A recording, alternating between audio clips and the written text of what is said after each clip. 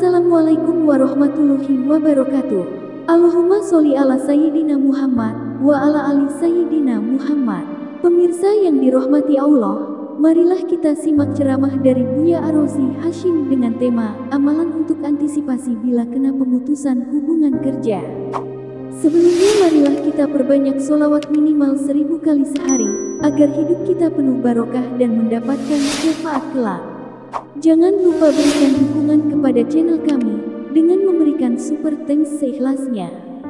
Marilah kita doakan agar Buya Arozi Hashim dan keluarga diberikan kesehatan dan kebahagiaan dunia dan akhirat. Amin ya robbal alamin.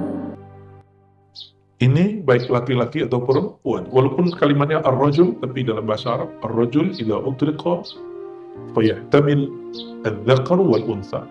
Ya, maka mengandung laki-laki dan perempuan. Hari ini lucu, ada mahasiswa saya S3 ngomong begini, nanya, benar juga? Masa Buya katanya? Teman saya ustadz, dia ustadz juga, ustazah, melarang kami ke masjid, perempuan ke masjid, tapi tidak melarang kami ke mall. Ini ngomong mahasiswa S3. Akhirnya masjid sepi dari perempuan, tapi mall tetap ramai dengan perempuan. Betul loh. Berarti kita tidak sepakat dengan pemahaman itu ya. Berarti perempuan tetap dianjurkan sholat di masjid. Mau tahu dalilnya? Sahih Bukhari, hadis yang lebih sahih dari dalil yang melarang perempuan ke masjid. Bahkan tidak ada larangan perempuan ke masjid ya. Saya boleh pastikan yang dilarang itu cuma perempuan yang membawa fitnah, yang niatnya ingin menggoda.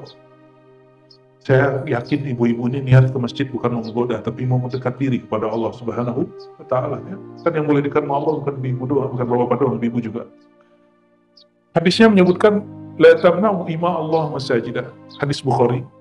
Janganlah larang perempuan hamba-hamba Allah berangkat atau pergi ke masjid. Itu diriwayatkan oleh Sayyidina Abdullah bin Umar ketika ada di antara keluarga dia atau teman dia, murid dia melarang keluarganya yang perempuan pergi ke masjid. Namun kalau lagi ada hajat, keperluan, tugas di rumah yang tidak diwakili yang lain, barulah lebih afdol di rumah. Sederhananya begitu. Ketika tugasnya selesai lagi, balik lagi ke masjid. Gitu. Dan tidak adilnya beberapa orang menjelaskan tentang perempuan, seakan perempuan itu sarangnya setan. Sarangnya setan bapaknya itu perempuan. Ketika Sayyidina Yusuf jalan, yang tergoda perempuan. Berarti masalah goda-menggoda itu bukan masalah jenis kelamin. Itu masalah diri kita. Emang diri kita. Di dalam diri kita ada kecenderungan itu. Maka kita tergoda untuk masalah itu. Ini beliau nih punya guru, Gusmi. Gusmi itu aneh-aneh, sering bawa atau sering nongkrong di tempat lokalisasi, Pak. Tapi beliau kalau nongkrong di situ, tinggal hitung sebulan, 2 bulan, bubar itu tempat. Biiznillah. Dan itu PSK, ada yang jadi santri, beliau sedih cerita. Jadi santri, jadi hafizah. Ternyata itu maksiat terakhir mereka. Gusmi datang. Maka antum melihat ada orang, jangan suuzon. Siapa tahu orang yang maksiat di mata kita, itu terakhir maksiat di hari ini. Sedangkan kita terakhir taat hari ini. Ya, ini berulang-ulang kita sampaikan. Itu ada orang-orang seperti itu ya. Ada orang-orang yang begitu cara dakwahnya. Dakwahnya kebalik dengan kita. Kita mengira dakwah, padahal kita sedang menghina orang. Ya. Na'udzubillah min dzalik.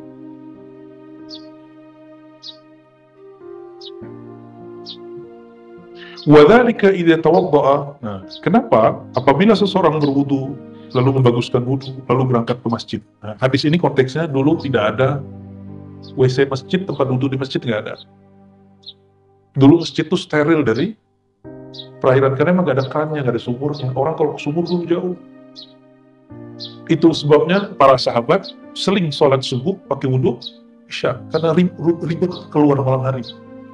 Jangan bayangkan zaman baginda Nabi Muhammad SAW dan para sahabat, para tabi'in dan ulama-ulama sebelumnya, mereka toiletnya dalam rumah. Enggak. Saya masih ngalamin di kampung saya, surau tempat zikir. Kalau mau wudu itu jauh ke bawah, ada sumur di bawah. Jadi ini surau, kita turun dulu ke bawah. Maka kami kalau berbuka, itu minumnya sedikit, makannya sedikit. Ya, habis itu ke toilet lagi, wudhu, udah sampai subuh. Jadi saya baru paham waktu itu, kok bisa wudhu isya sampai subuh nggak batal? Karena makannya sedikit, minumnya tidak banyak. Ya. Kenapa? Karena itikaf di surau, gerakannya nggak banyak, aktivitasnya nggak banyak. Kalau gerakan kita banyak, aktivitas kita banyak, mesti banyak minum. Beda ya, yang disamain. Orang di itikaf itu cuma sholat, zikir, duduk, sholat, zikir, duduk, begitu aja kerjaannya. Emang gak dianjurkan banyak minum, sedikit aja minum. Dan jangan heran, ada wali Allah 12 hari, wudhu sekali. Gak makan, gak minum, gak tidur. Itu ada riwayatnya, dan riwayatnya sahih. Kok bisa 12 hari? Belum seberapa. Ashabul Kahfi 309 tahun. Pas ditanya, mereka gak berasa. Ini antum sudah 12 hari loh. Gak makan, gak minum. Dia gak tahu, dia gak sadar. Dunia dia sudah beda. Ada orang begitu. Nah, kita kalau masih jam 12, lapar, tapi belum makomnya itu sudah. Ya. Udah, makan aja kayak biasa. Usah gaya-gayaan juga. Ya. Udah jam sekian, asam lambung naik, udah. Berarti makomnya belum puasa, makomnya sarapan dulu. Ya, nanti ikutin polanya. Ada pola-polanya. Nanti ada masa kita makannya sedikit sekali, karena emang gak ada yang bisa dimakan. Akhirnya ini kan orang sekarang minum disisain, bener nggak? Terus tinggal. Dia nggak tahu. Nanti ada masa orang rebutan dengan seteguk sini. Sebelum masa itu datang, antum jangan begitu. Ya, syukuri ya dia sekarang. Sehingga nanti ketika air itu nggak ada, yang menghidupkan kita bukan air, tapi Allah Subhanahu wa Ta'ala. Jadi kita nggak nyekutuin Allah dengan air, gitu ya. Summa kharaja ilal masjid la yukhrijuhu illa shalah. Lalu dia keluar ke masjid dan dia tidak berniat keluar dari rumahnya kecuali hanya untuk sholat. Nah, ini yang saya sampaikan di bulan sebelumnya. Tujuan kita hidup di dunia cuma sholat. Maka Imam Sufyan, apa kata beliau? Kalau bukanlah karena sholat jamaah, sholat 5 waktu, sholat duha, sholat tahajud, majelis zikir, silaturahim, maka aku memilih lebih baik dikubur mati daripada hidup. Berarti maksudnya apa? Hidup, sholat jamaah, sholat sunat, silaturahim, ngaji. Ini lebih nikmat daripada masuk alam kubur, dapat nikmat dalam kubur. Ya, jadi ini nikmat ini. Antum lagi di taman surga. Siapa yang berkalam? Nabi Muhammad SAW. Apa kata beliau? Jika engkau, ya bukan yang hadis yang itu, hadis Bukhari. Ya, jika ada satu kaum berkumpul untuk ilmu, maka malaikat mengatakan kepada malaikat yang jauh di ujung sana, halumma ila hajatikum, wahai para malaikat sahabatku, berkumpullah kalian. Manusia itu dia ikut ngaji juga. Kenapa? Ini teman-teman surga. Maka teman surga sudah ada di dunia. Orang yang belum berkunjung ke tamannya sewaktu dia hidup, bagaimana dia akan datang kepada surga ketika dia mati? Ya, enak benar. Ya. Maka di dalam Islam nggak ada penebusan dosa. Di dalam Islam, kalau mau ditebus dosanya, tobat. Tobat beramal sendiri. Guru cuma menuntun jalan. Nggak bisa dibayar. Ya. Mengenai kafarah betul ada dalam ilmu itu, tapi masuk ke bab adab. Masuknya ke bab adab, tidak masuk ke bab fiqh. Ya. Nabi SAW ada beberapa riwayat ya, menyebutkan sahabat Nabi melakukan A lalu disuruh kafarah. Nah, ada kafarah yang wajib, ada kafarah yang sifatnya ruhani, spiritual. Nah, yang spiritual ini nggak masuk wilayah fikih. Ya, la yakhtu khutwatan. Nah, ketika niat dia keluar. Nah, ini teman-teman masih ada yang kerja berangkat pagi pulang sore, masih benar? Ganti niatnya.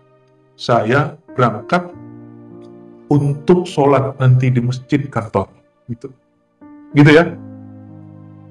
Terus kerjanya gimana? Kerja ngikut sholat, bukan sholat ngikut kerja. Orang hidup begitu nikmat sekali. Itu yang disebut indahnya hidup bersama Allah Subhanahu wa Ta'ala. Maka nggak ada orang panik, karena tujuan dia sholat. Seandainya pekerjaan dia berhenti nggak bertuhan. Ya, maka nggak ada dalam Islam orang yang sir sholatnya hidup, nur sholatnya hidup, dia panik. Kalau di PHK nggak ada, ya, karena mereka tidak perlu demo kepada makhluk, dia cukup memohon kepada Khalik Allah Subhanahu wa Ta'ala.